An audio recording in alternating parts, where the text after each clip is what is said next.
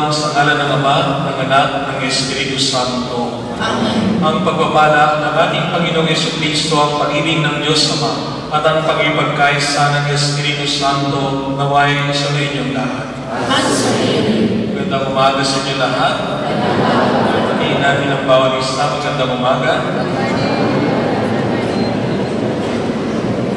So ngayon ay nagdiriwang tayo ng banal na misa at napapaloob sa lingkong ito ang isa sa hindi pangkaraniwang kamistahan. So ngayon ay kamistahan natin dito sa Middle East. Ito ay ang kamistahan ng Mahal na Birhen ng Arabia. So hindi pangkaraniwang pangalan. Ito ay itinalaga para sa lugar nito, para sa ating lahat ng mga Kristiyano upang pangalagaan tayo ng Mahal na Birhen sa titulo ng Our Lady of Arabia. So tumulog tayo sa Panginoon, humingi tayo ng awa at patawad sa Panginoon at hingin natin ang paggabay ng Mahal na Birhen upang tayong lahat ay gabayan niya patungo sa kanyang anak na ating Panginoong Jesucristo. Dumulog tayo sa hapag ng Panginoon at dalhin natin ang ating mga kahilingan at ang ating mga panalangin. Mga kapatid, aminin natin ang ating mga kasalanan upang tayo maging marapat gumanap sa banal na pagdiriwang.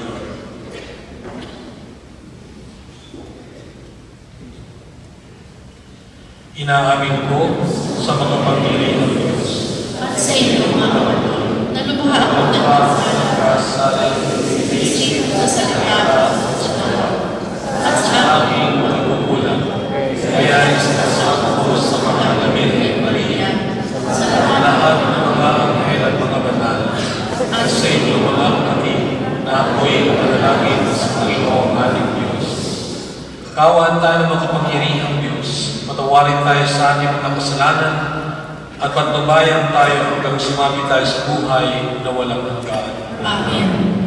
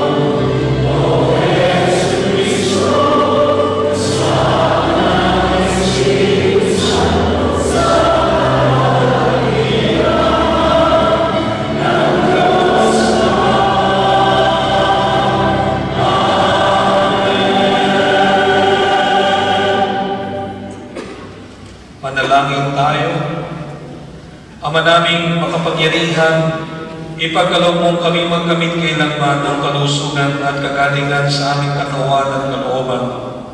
Pakundangan sa pagdalangin ng laging Birhen si Santa Maria Mahal, kami naway mahako sa hapis sa kasalukuyan at makinabang sa palawalatiang walang katapusan sa pamamagitan ni Yesu Cristo, kasama ng Espiritu Santo, magpasawalang hanggan. Amen.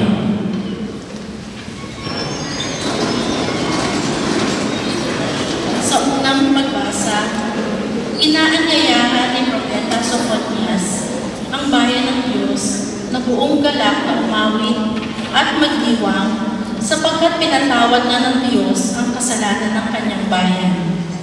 Panunumbaligin sila sa buhay at iuuwi sa kanilang tahanan mula sa pagkakatakot. Pagbasa mula sa aklat ni Propeta Sophonias. Sa daling brother, meron bang medical staff?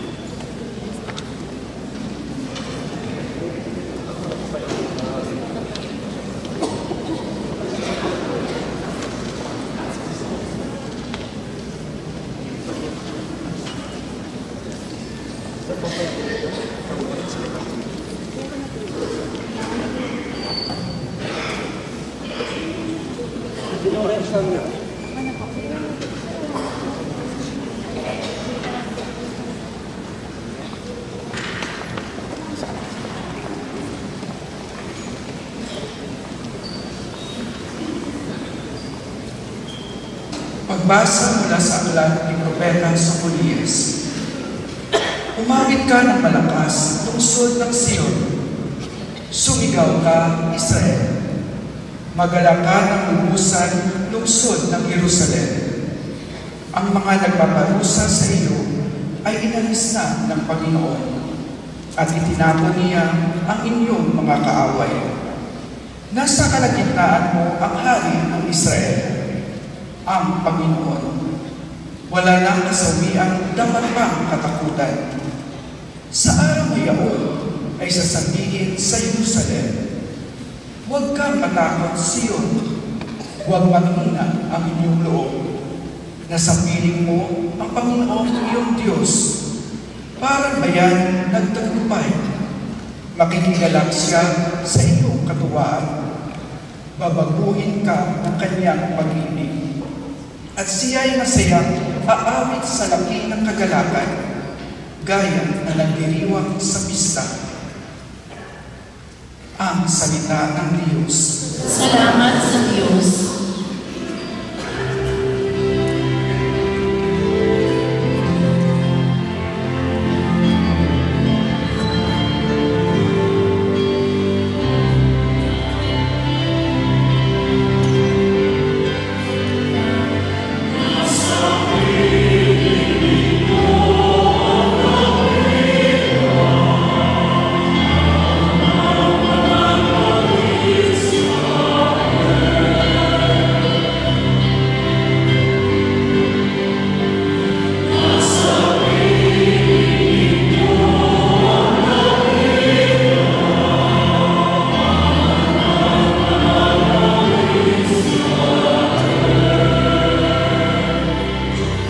Ang Diyos ang siyang nagliligtas sa akin.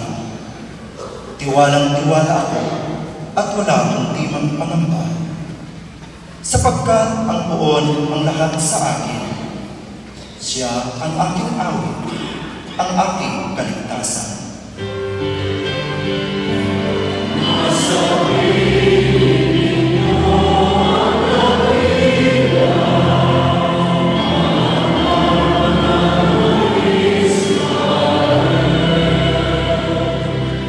Malugod kayong sasalot ng tubig sa batis ng kaligtasan. Magpasalamat kayo sa poon. Siya ang inyong tawagin. Ipaalam ninyo sa mga bansa ang kaniyang ginawa.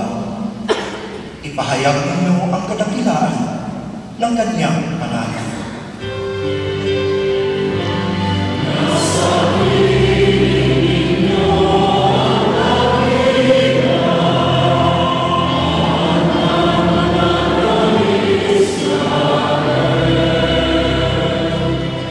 Umawit kayo ng papuri sa buon, sapagkat kahanga-hanga ang kaniyang mga ginawa.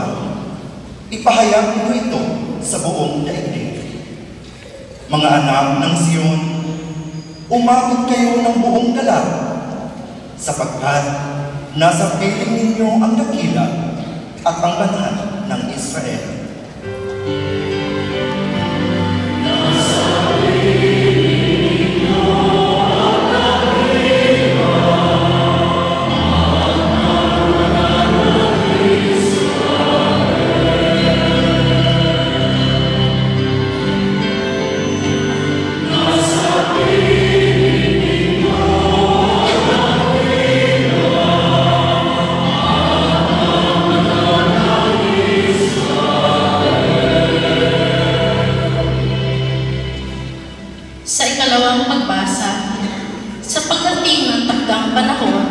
Naging tao ang anak ng Diyos.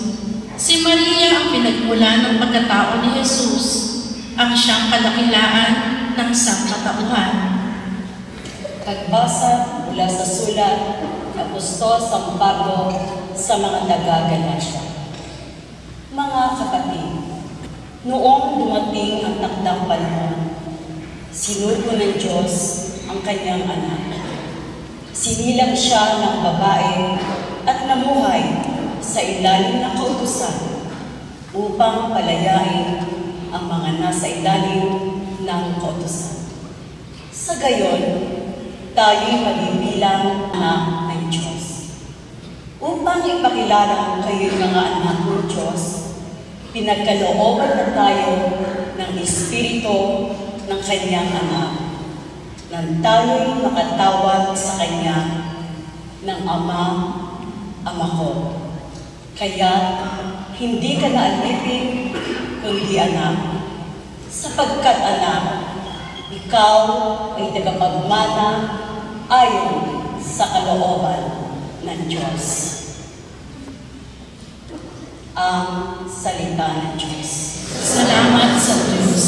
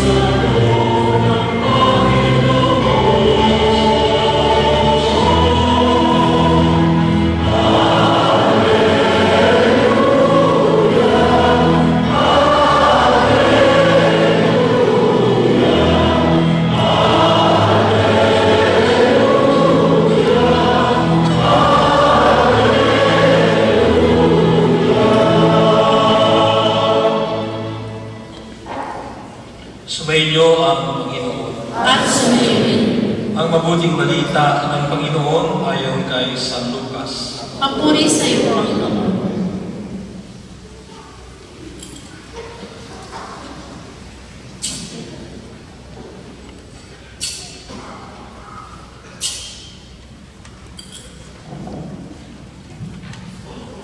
Si Maria ay nagmamadaling pumunta sa isang bayan sa kaburulan ng Huda. Pagdating sa bahay ni Zacarias, binati niya din si Elizabeth. Nang marinig ni Elizabeth ang bati ni Maria, nagagalaw ang sunggol sa kanyang tiyan. Napuspos ng Espiritu Santo si Elizabeth at buong galak na sinabi, "Pinagpala ka sa mga babae at pinagpala rin ang dinadala mo sa iyong sinapupunan. Sino ako upang dalawin ang ina ng aking Panginoon? Sapagkat pagkarinig ko ng iyong bati, nagkagalaw sa tuwang sanggol sa aking tiyan. Mapalad ka sapagkat nanalig kang matutupad ang ipinasabi sa iyo ng Panginoon. At sinabi ni Maria, ang puso ko'y nagpupuri sa Panginoon at nagagalak ng aking espiritu sa Diyos na aking tagapagligtas. Sapagkat nilingap niya ang kanyang abang alipin at mula ngayon ako'y tatawagin mapalad ng lahat ng saling lahi dahil sa mga dakilang bagay na ginawa sa akin ng makapangyarihan. Banal ang kanyang pangalan. Kinahabagan niya ang mga may takot sa kanya sa lahat ng saling-saling lahi. Ipinakita niya ang lakas ng kanyang mga bisig. Ipinangalat niya ang mga palalo ang isipan. Ibinagsak niya ang mga hari mula sa kanilang trono at itinaas ang mga nasa abang kalagayan. Binusog niya ng mabubuting bagay mga nagugutom at pinalayas niyang wala ni anuman ang mayayaman. Tinulungan niya ang kanyang bayang Israel bilang pagtupad sa pangako niya sa ating mga magulang kay Abraham at sa kanyang lahi magpakailanman. Mga kapatid, ang mabuting balita ng ating kaligtasan. Pinupuri ka namin, Panginoong Jesucristo.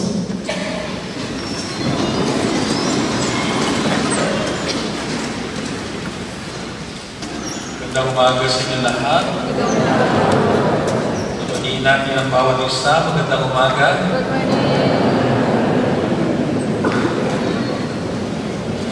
Bawal mamagsak. Ano ba mamagsak? Umiilaw. Kanina. Okay. Mukhang nagbabagsakan ngayon. Okay. So, isang magpapala ng Diyos ang araw ito sa biyayang tinanggap natin. Sa lahat, biyaya ng bawat isa. Marahil ang bawat isa sa atin, tuwing Biyernes lamang tayo nakikita, di po ba? Yung katabi ninyo, tuwing Friday nyo lang nakikita. Kaya masarap na minsan ay magkakilala naman kayo, di ba? Minsan ay magbatian kayo, kaya na lagi ko sinasabi, batiin mo yung katabi mo, sabihin mo sa kanya, maganda ka, sabihin mo sa kanya, ikaw ay pinagpala ng Diyos. So, ito yung pagkakataon upang tayo makita, upang tayo magkasama, upang tayo ay magkapalagayan ng loob. Sapagkat ang Eucharistia ay ang banal na patitipon ng Panginoon. No? Sa Eucharistia, walang magkakaaway. No? Sa banal na hapag ng Panginoon, walang mayaman, walang mahirap. Lahat tayo pantay-pantay. Sa banal na Eucharistia, tayong lahat ay binubuklod ng Diyos. No? Sa isang adhikain at ito ay ang ating pananampalataya at pananalig sa Diyos. Sa banal na Eucharistia, walang iba. Sa banal na Eucharistia, ito lamang ang pagkakataon ng iba upang magchismisan, upang magkwentuhan, at upang matulog sa mga iba na hinahanto. Okay lang sa akin yun. Matulog kayo, mas okay yun. Dasalan nyo lang na huwag magtuloy-tuloy ang tulog ninyo. Yung iba naman nagkukwentuhan, okay lang. Basta ang pagkwentuhan ninyo tungkol sa Panginoon. Dahil minsan siguro bored na kayo sa sinasabi, paulit-ulit na lang yung sinasabi, wala tayong magagawa. Ang mga pagbasa ay paulit-ulit lamang. Wala namang naiiba, hindi po ba? At wala namang binabago sapagkat ito ay nakabatay lamang sa kasulatan ng Panginoon. No? At ito ay nakabatay lamang ayon sa sinabi ng ating Panginoon. Sa linggong ito ay kakaibang linggo para sa atin sapagkat tayo lamang dito sa gitnang silangan ang nagdiriwang ng kapistahan ito. Sapagkat ang lugar nito ay nahahati sa dalawa, ang Southern Vicariate at ang Northern Vicariate. No? So ito yung jurisdiction sa pangalan na binabanggit sa simbahan, yung Vicariato o Vicariate. Ang Southern Vicariate, ang bumubuo nito ay ang UAE. Okay? Kasama doon yung basta yung part ng UAE at Oman at Yemen. Ang Northern Vicariate, ang Kuwait, Bahrain, Saudi Arabia, at ang Qatar. So tayo hiwa-hiwalay na bansa. Okay, na lugar. Pero ang UAE, at least, ikit-ikit sila. Okay. So next month, dadating doon sa Tupapa. Okay. Sa UAE. Okay. So sa February 3, 4, and 5. Okay. So mamaya i-announce kung sino yung gustong pumunta doon sapagkat merong allotted ticket doon sa stadium na pag-ibisahan sa Tupapa. Pero limited lang. First come, first serve. Okay? So, kung suswertihin kayo sa pagbobola ng ticket na gustong sumama, mga kasama ka doon sa loob ng stadium. So, ito yung sa UAE, sa Abu Dhabi. Okay? So, yan ang Southern Bikani. Northern Bikani, yung sinabi ko kanina, Saudi Arabia, Bahrain, Kuwait, at saka Qatar. Ngayon, itong dalawang ito ay itinalaga sa pangangalaga ng mahal na biri. Diba? Kaya, meron tayo sa ating Pilipinas, meron tayong tinatawag na patron ng bawat parokya. Okay? Kaya, ewan ko kung saan kayong galing parokya. Pero dapat alam niyo kung saan kayong galing parokya. Merong iba galing sa parokya ni San Juan Bautista. Ako ay galing sa Parish of St. John the Baptist sa Taytay Rizal. Kayo, hindi ko alam kung saan kayo galing. So bakit nilalagyan ng pangalan? Sila yung magbibigay ng identity na tinatawag na isang parokya. At more than the identity, ito ay ipinagkakatiwala sa pangangasiwa at pangangalaga ng santong ito. And of course, in that parish, they also live the spirituality of that particular saint. Kaya may Santa Ana, may San Juan, may San Pedro, ano ba? May San Juan, may San Pedro, San Pablo, so iba-ibang klase, mostly mga santo. Pero itong dalawang bikani, no, ito ay in-entrust sa pangangasiwa at pangangalaga ng mahal na Birhen Maria. Kaya itong simbahan ito, kung titingnan mo, kakaiba. Pero nung nakita ko yung architect nito, isang Italian, pinanong ko, ba't ganitong itsura nito? Sa amin, sabungan kasi ito eh. Di ba? Di ba? Nung binanggit niya, and then he explained to me, what is the meaning of all this? Bakit ganito?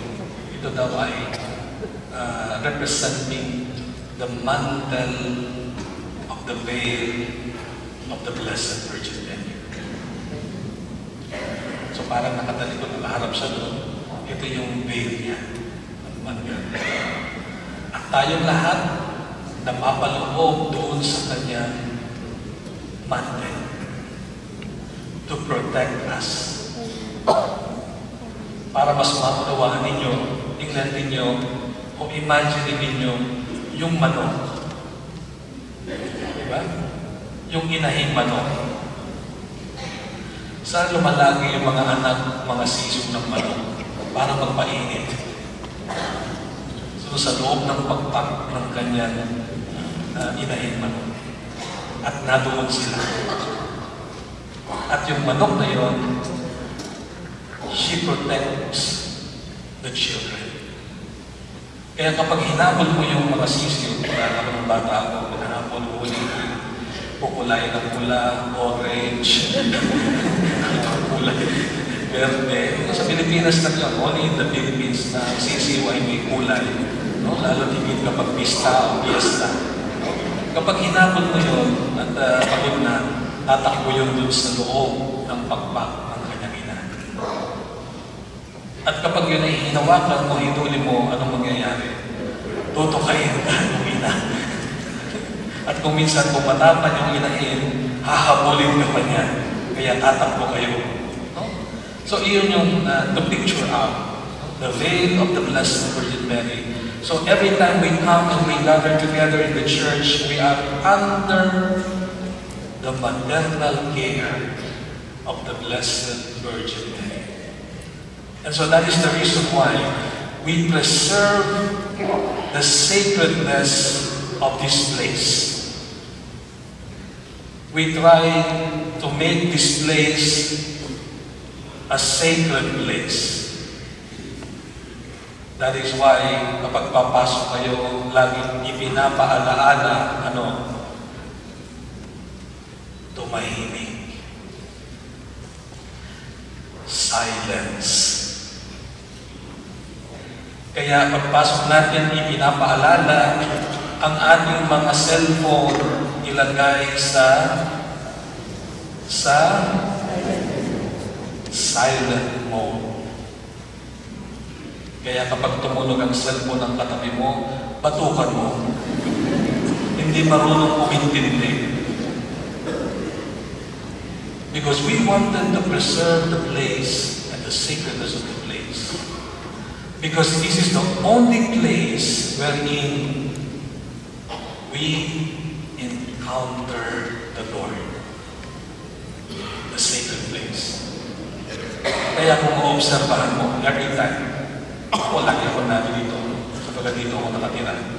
So every time na minsan pumapasok ako dito, you would see different kind of people. Many comes here to pray. Some people comes here nagliligawan. Isang gusto isumbong sa pulis. Totoo kayong mag-asawa to. No? Don't make this place a place wherein gagawin ninyo yung mga bagay na yun. Many times, I come here and visit this church, mga time na walang tao, but sometimes there are people. They are crying. They are crying before God. And one time I asked that person, bakit po kayo umiiyak? Ang laki ng dinadala kong problema. At dito ko dinala sa tahanan ng Diyos. Dahil alam ko, pakikinggan niya. And so we are under the care of the Blessed Virgin Mary, especially Our Lady of the Rosary. Now, in a very special celebration, we are celebrating the feast of Our Lady of Arabia. Okay, so remember that word, Our Lady of Arabia. So, tinatanong ko, bakit Our Lady of Arabia? Dahil nung unang pagdating ko dito, wala namang title na gano'n, di ko ba? Pagkalimitan, ito ay lugar na pinagpakitaan ng mahal na Birhen, kamukha ng Fatima, sa Portugal, ng Lourdes, sa Lourdes, di ba? Yung Guadalupe, sa place ng Mexico. Eh, saan nagpakita ang Our Lady of Arabia? So, walang makasagot. Sabi ko, baka doon sa Our Lady of Arabia Hall. Kasi merong hall doon. Ang pangalan ay Our Lady of Arabia. So, wala naman. But it is a special name given, or special title given to our Blessed Mother. So, ito yung tinatawag na to put that in the culture of the place. So that it is easy for us to come to her, especially for us. We are all working in this place. But when I try to research, ito yung image niya. Okay? Kung ako ang binigyan ng suggestion, gusto ko nakaabaya siya, na black. So, yan ang title, ito yung image na pinakita. And then, when I research on that, and there are yung tinatawag na short information regarding the image. The image that we advocate, the image was advocated by Pope Pius XII. So matagal na palang panahon yan. Bagay matagal na panahon na ito, lugar na ito. by Pope Pius XII, who authorized its devotion, while Pope John the 23rd granted a canonical coronation to the venerated image on the 25th of March, 1960. So ito ay crowned, canonically crowned in 1960 of March 25 through Cardinal Valerian Gracias. So that means it is canonically crowned, coming from Rome. Now, on January 5th, 2011, the Congregation of Divine Worship in the Discipline of the Sacraments proclaimed her patroness of the Apostolic Vicariate. So why it is called Apostolic Vicariate? Because this place is directly from Rome, from the Holy Father. Okay? Unlike from the other in the Philippines, diocese, merong bishop. Pero ito, bishop assigned by the Holy Father to oversee the place. And then proclaim patroness of the Apostolic Vicariate of Northern and Southern Arabia. And it was approved and designated the Feast of the Image Saturday preceding the second Saturday of Ordinary Time, and with permission to celebrate also on Sunday. So it was permitted for us to celebrate the feast of Our Lady of Arabia on preceding the second Sunday of Ordinary Time. So that is now this coming Sunday. Kaya we are celebrating the feast of Our Lady of Arabia from Thursday, Friday, Saturday, and Sunday. And according to the story, this is a miraculous image also. Yung daw walang mga boyfriend, kapag humibo ka dyan, magmamadre ka.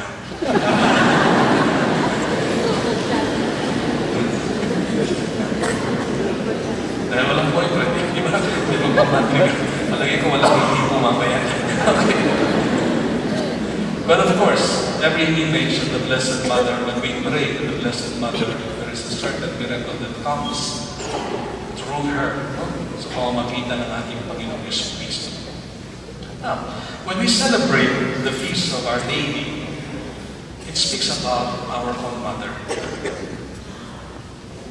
And the Blessed Mother, kung merong isang tao na mas makakaunawa at makapagbibigay sa atin ng malalim na pakahulugan o malalim na paghinilay sa ating Panginoon, ito'y walang iba kundi ang ating mahal na Birheng Maria.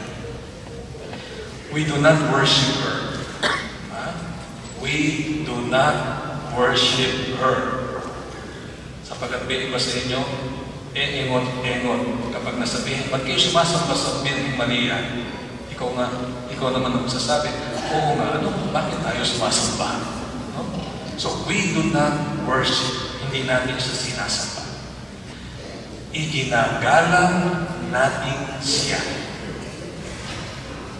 And one of our own identity as Christian Catholic, our own love to the Mother of Jesus. Mahal natin siya, sapagkat siya ang ina ng Diyos. Bakit natin dapat mahalin? Tingnan mo na lamang. Matapos kapag iluwal ng iyong ina,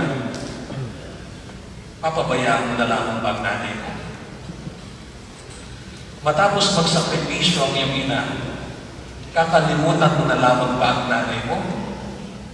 Hindi, di ba?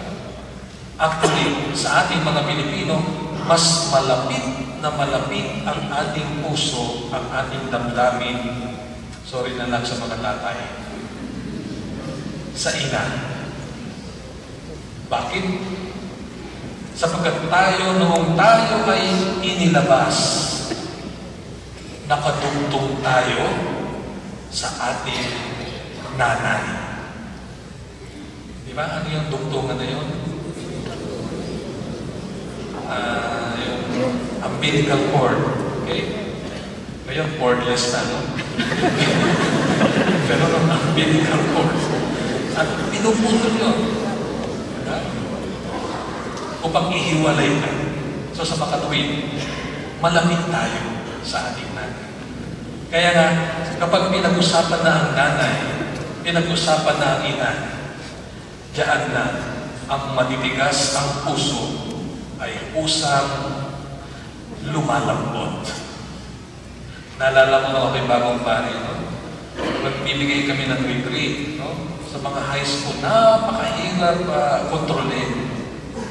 Lalo na yung high school. Gusto niyan mga daldalan, laruan, takbuhan. At nakita ko yung sikreto. Ang sikreto, no? To soften their own hearts. Okay? You tell them the story of a mother. And they would start to cry. And that is the heart of a mother. And when we talk about the Blessed Virgin Mary, we would always connect that to our own mother. Ang ina, kayang magsakripisyo. Pero yung anak, walang utang na loob.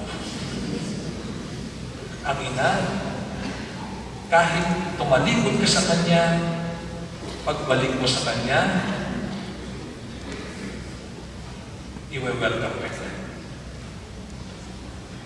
At yung ina, ilang taong nagtalaga sa'yo? Maybe 12 years, 14 years, hanggang 18 years. Nung nagkasakit na ang nanay, kapag aalagaan dahil may sakit, nagtuturuan na. Ikaw naman, pagod na ako. Ikaw naman, ako na lang lagi. Pero hindi natin naisip nung mga panahon na isinakripisyo niya lahat para sa iyo. Imagine mo na lang ang mukha ng nanay mo ngayon at ang mukha ng nanay mo noon. Noon, artistahin siya. Maring siya ay pinakasikat na artista sa kagandaan niya. No? Pero ngayon, pulubot na, maitim na, no? Dry ang balat. Hindi natin makapa. And so on this feast of the Blessed Virgin Mary, we are reminded the Church as our own mother. Let us love the Church. Dahil sa simbahan, tayo ay namulat saan? Sa kabutihang asal. Dahil sa simbahan, tayo ay natutong umibig sa Diyos, sa kapwa, na kung minsan ay hindi natin ginagawa. Dahil sa simbahan, tayong lahat ay naging anak ng Diyos. Sa pamamagitan ng sakramento ng binyan, na kung saan tayo ay ipinapanganak na muli at tayo ay nagiging anak ng Diyos dahil sa simbahan itinatag ni Kristo. Kaya ang simbahan ito, hindi natin pwedeng sabihin perfecto ang simbahan ito. May kahinaan din, di po ba? Ako bilang pari, hindi ako perfecto. may kahinaan ako. Ikaw, bilang Kristiyano, hindi ka perfecto. May kahinaan ka rin. So, ibig sabihin, kasama yon sa ating buhay, ang kahinaan. Kaya hindi natin pwedeng sabihin, even though I am in the church already, I belong to the church, I am perfect already. There is certain weaknesses also in this church. But mas tingnan natin ang kabutihan idinulot at ipinamulat sa atin ng simbahan ito. Sa pamamagitan ng simbahan ito, tayo ay nagiging anak ng Diyos. Kaya ang paalala ko lang sa mga kapatid nating na naririto, lalo tingin yung mahihina ang pundasyon sa pananampalataya, na masabihan lamang ng isang bagay na masasabi natin paninira sa ating simbahan, bumabaliktad na, umaalis na. Huwag natin tingnan ang kahinaan. Ngunit mas tingnan natin ang kabutihang itinulot sa atin at iminulad sa atin ng simbahan.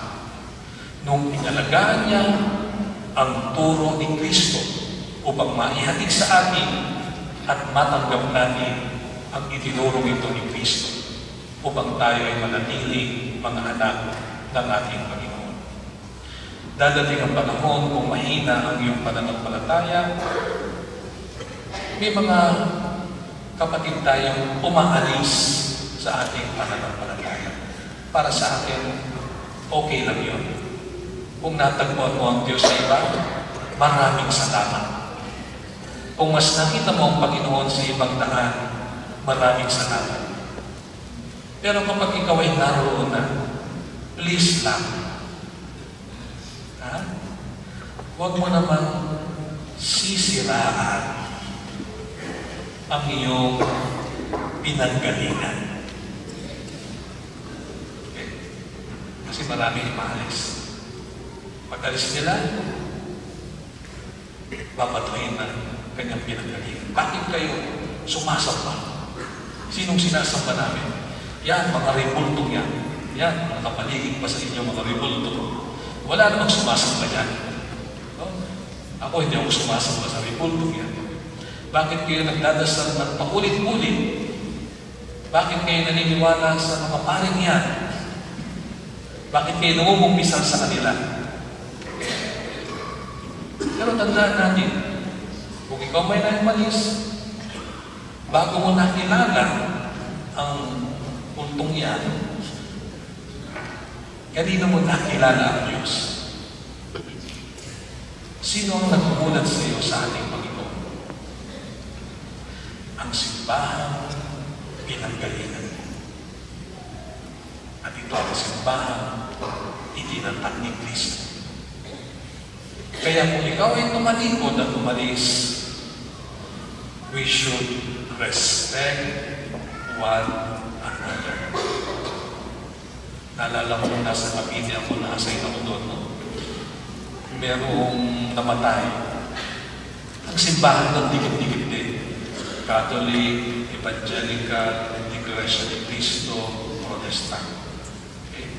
So, nung namatay yung isang Evangelical,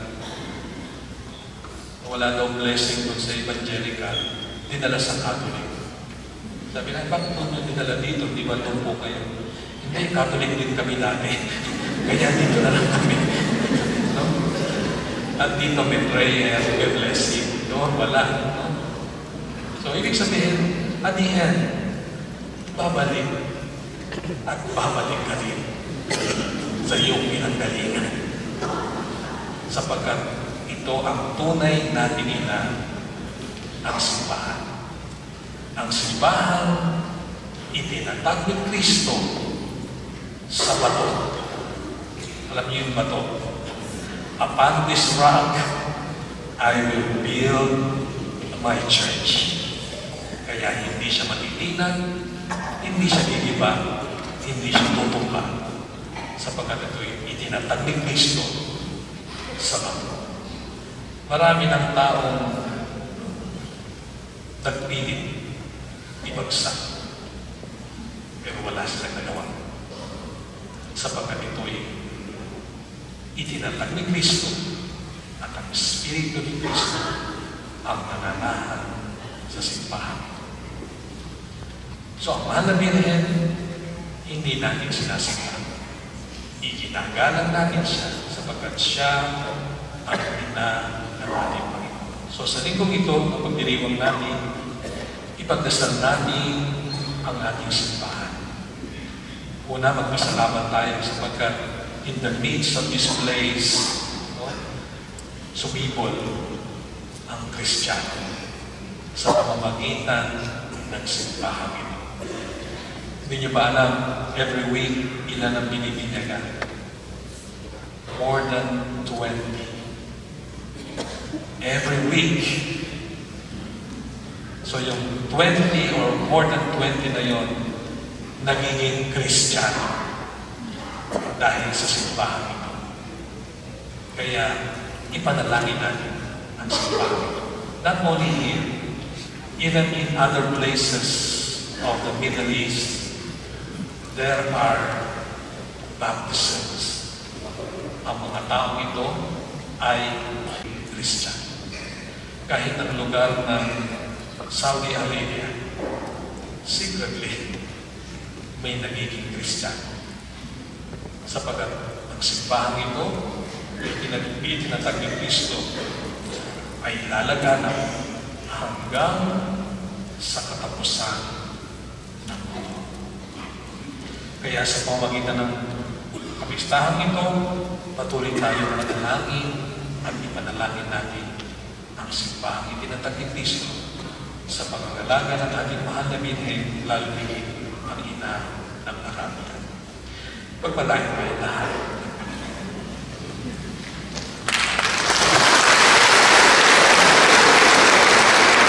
Ngayon ay magsilayo tayo at ipakiyag natin ang ating pananampalataya. Sumasampalataya sa Diyos na makapangyarihan sa lahat, na may gawa ng langit at lupa. Sumasampalataya ako kay Jesu Cristo. Si Jesu Cristo, isa ng Diyos, ang Panginoon natin lahat. Nagawang tao siya lahat ng Espiritu Santo. Ibinahanap ni Santa Maria Virgen. Pinagpakasabi ni Poncio Pilato. Ibinagos sa krus ng tayo ni Binibig. Nagawang sa pagkaroon ng mga imaw. Nang may nagmamahal na buhay ng muli. Umakyat sa langit. Nalulubog sa kanan ng Diyos sa mga makapangyarihan sa lahat. Doon ang wala ng maririnig hukom sa nabubuhay at nakamatay na tao. Sumasampalataya ako sa Diyos sa Espiritu Santo, sa banal na simbahan ng Katolika, sa masambahan ng mga banal, sa kapatawaran ng mga kasalanan, sa pagkabuhay ng muli ng mga tao, at sa buhay ng walang hanggan. Amen. Mga kapatid, sa paggabay ni Maria, ina ng Arabia, lumapit tayo sa Diyos Ama para sa ating walang hanggang kapakinabangan. Pinili niya si Maria upang maging kaninis-linis ang ina ng kanyang anak na si Jesus. Buong tiwala nating idalangin, Panginoon, tingin mo kami. Panginoon, tingin mo kami. Sa paggabay ni Maria, ang mga pinuno ng simbahan, naway akayin ang bayan ng Diyos para higit na mapalapit kay Kristo sa pamamagitan ng kanilang pagpapahayag at halimbawa, manalangin tayo. Panginoon, tingin mo kami.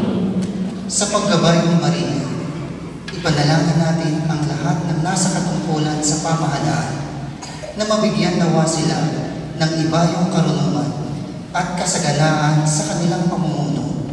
Gayon din naman, ipanalangin din natin ang kapayapaan sa rehiyong ito at ng buong mundo. Manalangin tayo. Panginoon, tingin mo kami. Sa tulong ni Maria, ina ni Jesus, naway maibahagi natin sa mga dukha, mga nagugutom, mga iniwan ng pamilya, mga migrante, refugees, mga bilanggo, at lahat ng nangangailangan ng may pagmamahal at bukas palad na tulong sa ating kapwa. Manalangin tayo. Panginoon, tingin mo kami. sa paggabay ni Maria, ina ng Arabia, naway lahat ng nasa kulpo ay manahan bilang magkakapatid at masunuring anak ng Diyos Ama. Manalangin tayo. Panginoon, tingin mo kami. Para sa ating lahat na naririto, sa pagsunod sa mga halimbawa ni Maria, talikdan nawa natin ang pagkamakasarili at magmalasakit sa kapwa at sa daigdig. Manalangin tayo. Panginoon, tingin mo kami. Idalangin natin ang mga pansarili natin kay Iyo.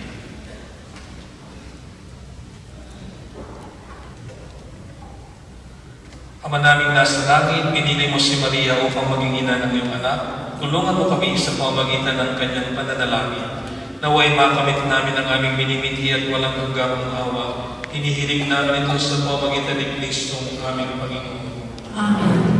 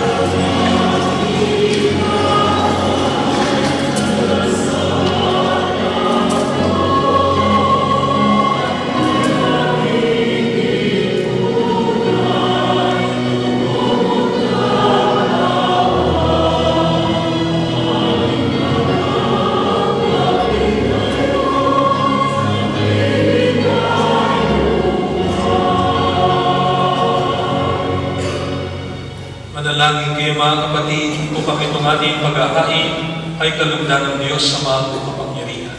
Tanggapin mo ng Panginoon itong paghahain sa iyo, mga kamay, sa kapurihan at karangalan, sa ating kapakinabangan at sa buong sambayanan niyang banal. Ama namin lumikha ang iyong nagkatawang tao, anak, ay tumulong gawa sa aming ginagawa upang siya ay inululuan ni Maria nang di bumawas kundi lalo pang nagpaganap sa pagkapinihan, ay magpagindapat na kalugdan mo ang aming paghahain sa ikapagpapatawad ng mga kasalanan sapagkat siya, Panginoon, kasama mo at ng Espiritu Santo magpasawalang hanggan. Amen. Sumainyo ang Panginoon. At sumayin. Itaas sa Diyos ang inyong puso at diwa. Itinaas na namin sa Panginoon. Pasalamatan natin ang Panginoong ating Diyos. Marapat na siya sa lamatan. Ama namin makapangyarihan, tuloy nga marapat na ikaw ay aming pasalamatan. Bukod mong pinagpaalang maging ina ni Yesu Cristo, ang malapit ay nagpupuri at nagagalak sa iyo. Ikaw ang gumawa ng tanang dakilang bagay. Ikaw ang lumingap sa lahat kailanman. Nilingap mong malapit at bilang iyong abang alipin na iyong binigyan ng tungkuling kumalinga sa anak mong manunubos namin. Kaya kaysa ng mga anghel na nagsisiyawit ng papuri sa iyong walang kumpay sa kalangitan, kami nagbubunyi sa iyong kadakilaan.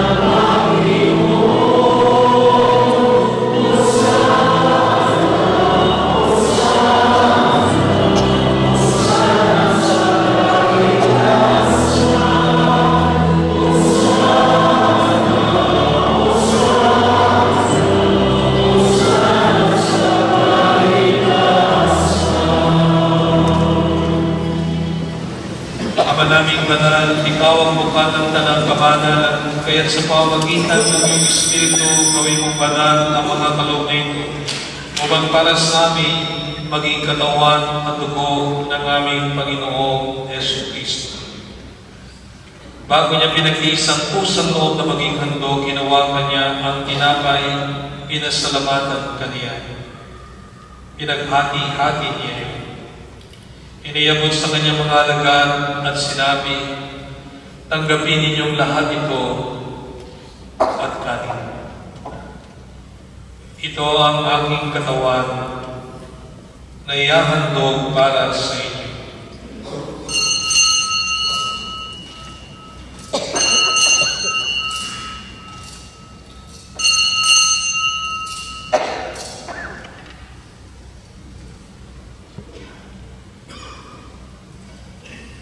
Gayun din naman noong matapos sa kapunan, hinawakan niya ang kalis.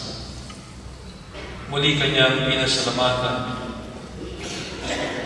Iniyabot niya ang kalis sa kanyang mga alagad at sinabi, tanggapin ninyong lahat ito at inumin. Ito ang kalis ng aking dugo ng bago at walang hanggang tipan. Ang aking dugo ay ibubuhos para sa inyo at para sa lahat sa ikapagpapatawad ng mga kasalanan. Gawin ninyo ito sa pag-aalaala sa akin.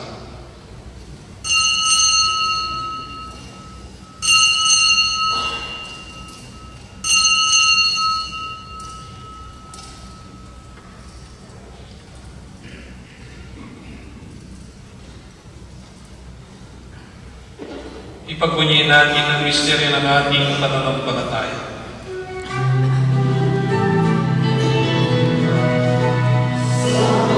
Sa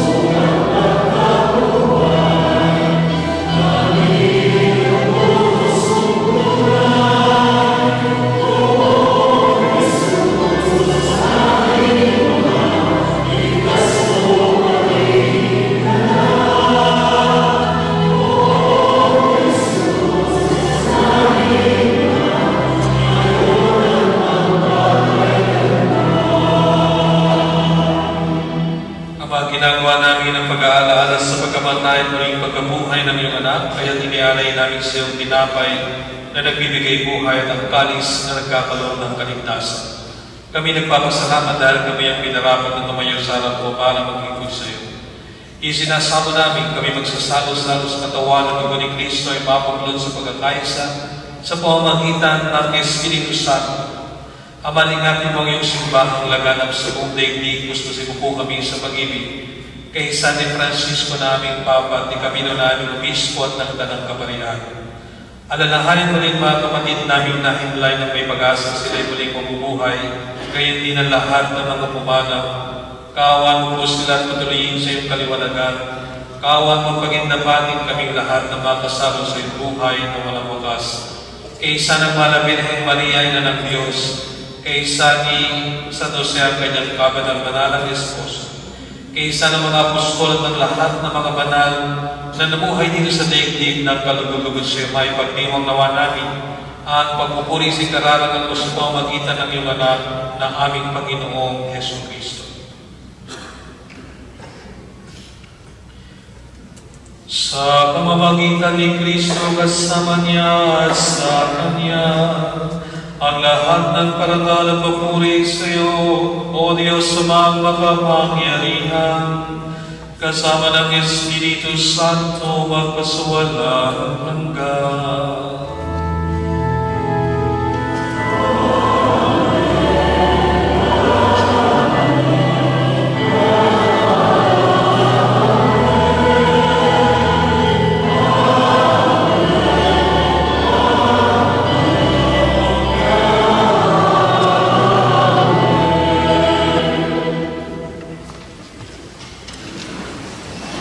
Tagubilin ng mga tagagalingod sa turo ni Jesus na Panginoon natin ang Diyos, ipahayag natin ng lakas mo.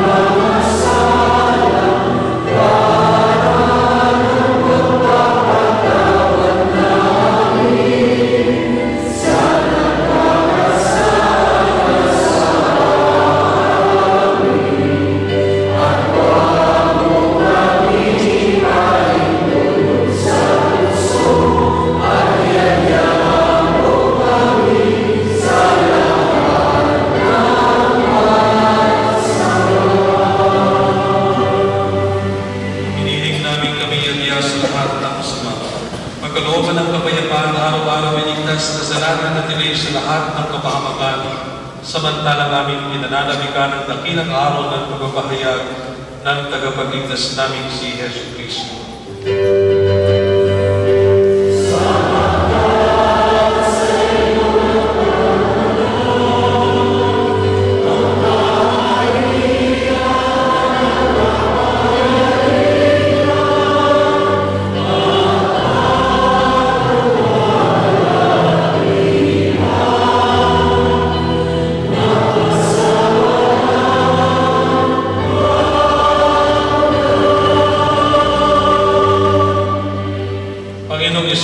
Sinabi mo sa iyong mga apostol, kapayapaan ang iniiwan ko sa inyo, ang aking kapayapaan ang ibinibigay ko sa inyo. Tungan mo ang aming pananampalataya. At huwag ang aming mga pagkukulang at pagkakasala. Pagkalooban mo po kami ng kapayapaan at pagkakaisa ayon sa iyong kalooban. Kasama ng Espiritu Santo, magpasawalang hanggan. Amen. Ang kapayapaan ng Panginoon ay laging sa inyo. At sa inyo. Bigayan tayo ng kapayapaan sa isa't isa.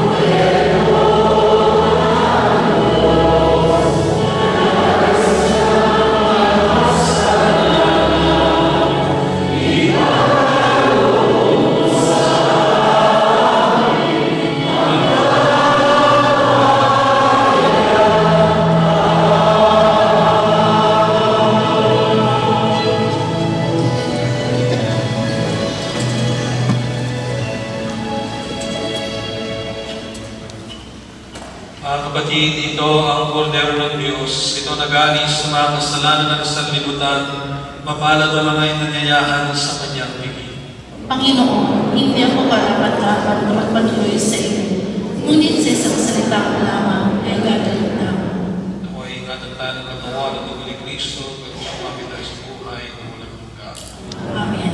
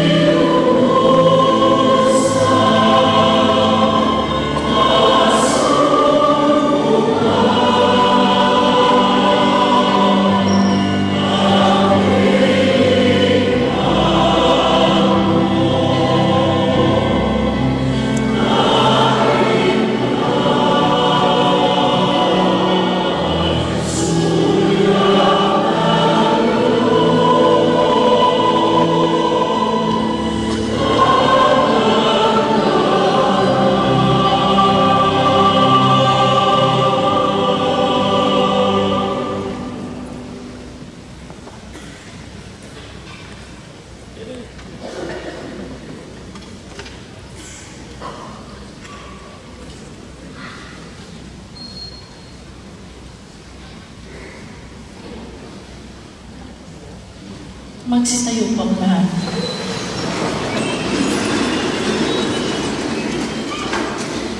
Manalangin tayo. Ama namin mapagmahal, sa pagsasalo namin sa banal na pakikinabang, ang iyong kagandahang loob ay aming hinihiling upang ang pagpapangal namin sa Mahal na Birhen ng Arabia at pagtulad namin sa Kanya ay magpagindapat na aming paglingkuran ang pagganap sa kalumong kaligtasan sa pamamagitan ni Jesucristo kasama ng Espiritu Santo magpasawalang hanggan. Amen. Magsiupo po ang lahat para sa ilang paalala.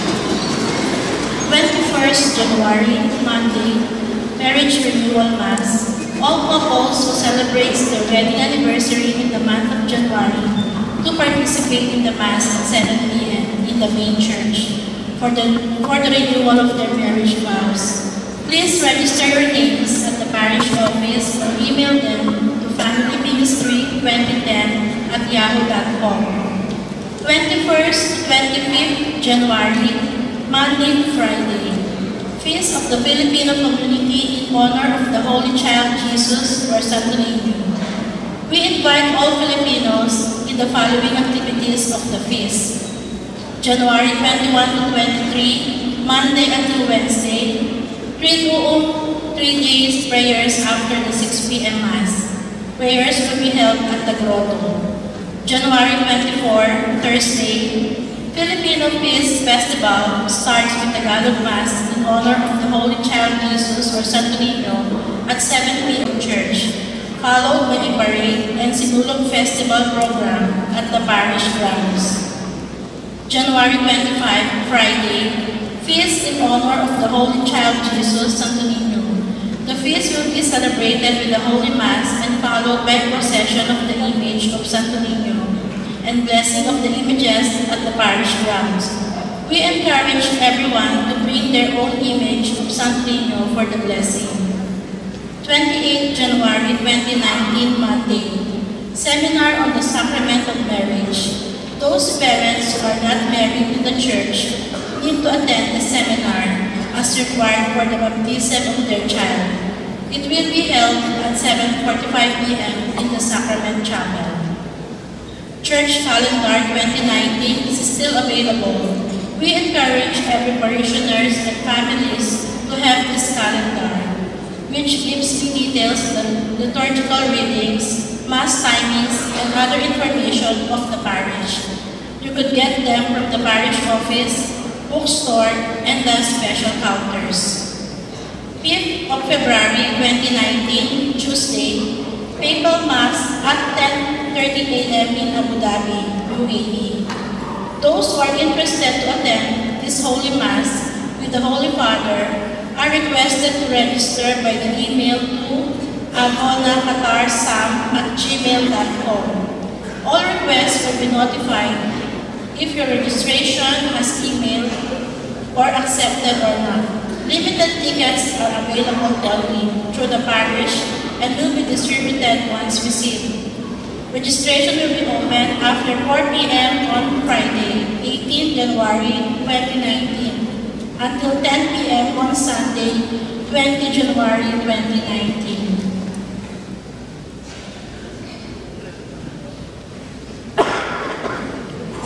Inanyayahan kayo mga nag-birthday at may birthday.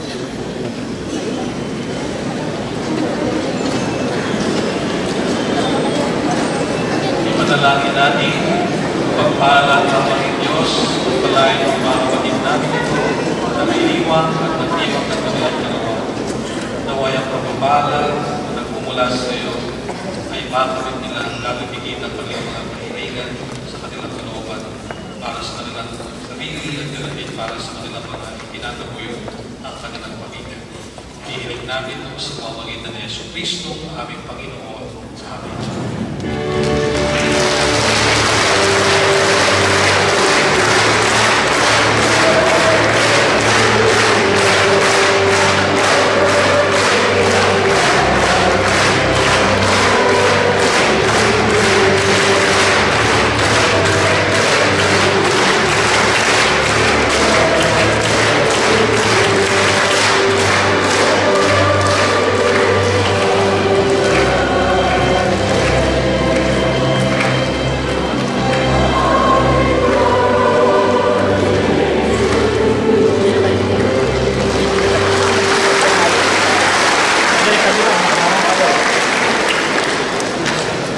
nais kong ulitin sa susunod na Huwebes at Biyernes ang ating fiesta ng mga Pilipino sa karangalan ng Santo Niño.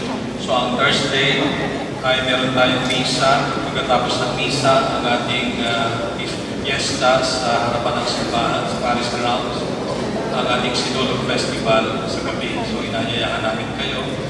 At the following day, ay yung Friday, sa susunod na Friday, meron tayong misa. At pagkatapos ng misa, ang prosesyon ng Santo Niño sa paligid ng simbahan at ang pagbabasbas ng mga imahe ng Santo Niño kung maaari ay dalhin ninyo para mabasbasan pagkatapos ng prosesyon.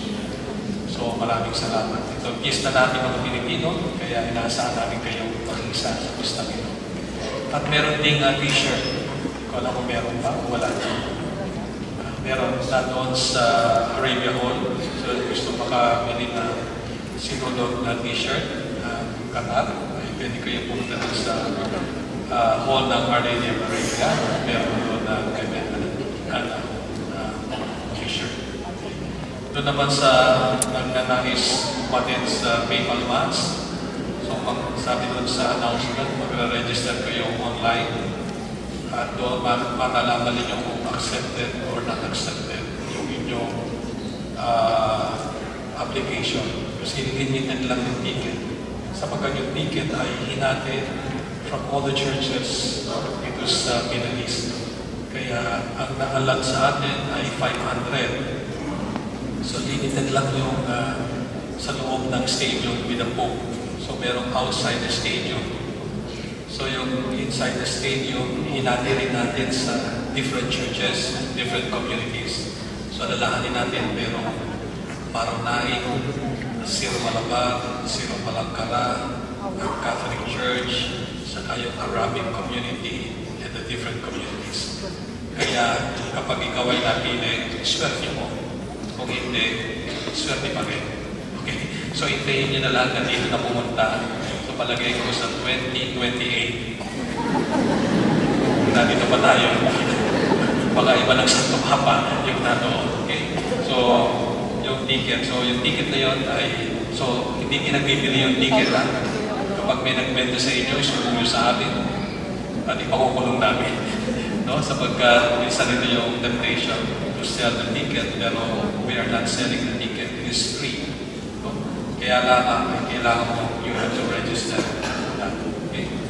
Sumayin nyo ang Panginoon. At sumayin. Naway pagpalain kayo ingatan ng makapangyarihan Diyos sa mga anak at Espiritu Santo. Amen. Ang banal na misa ay ganap na umayon tayo sa pag-ibig ni Kristo. Salamat sa Diyos.